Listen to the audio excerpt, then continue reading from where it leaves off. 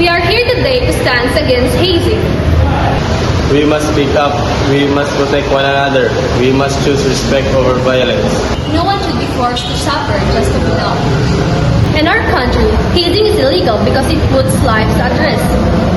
Our slogan says, real strength is shown through respect, not violence. Stop hazing.